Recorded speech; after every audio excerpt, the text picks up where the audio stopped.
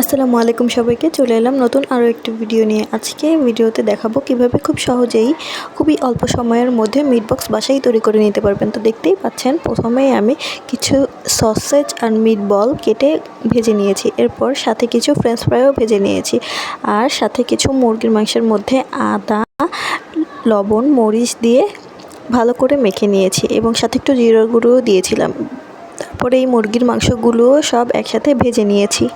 বাসায় বানানো এই মিট বক্সটা আপনি খেলে বুঝতেই পারবেন না এটা বাসায় বানানো নাকি বাইরে থেকে নিয়ে আসা, এটা এত বেশি মজা হয়। এরপর আমি সবগুলো meat ball, sausage, French fry আর ভেজে রাখা মুরগির মাংসগুলো একটা বাটিতে একসাথে তুলে নিলাম।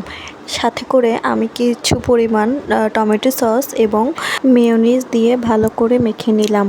আর মাখার পরেই দেখেন কি সুন্দর একটা লুক চলে এসেছে। এটা এত বেশি মজা হয় যে একবার খেলে বারবারই আপনাদের খেতে ইচ্ছে করবে। আপনারা যে কোনো মেহমানের সামনেও এটা পরিবেশন করতে পারবেন। আশা করি রেসিপিটি আপনাদের অনেক ভালো লেগেছে। আপনারা সবাই ভালো থাকবেন, সুস্থ থাকবেন।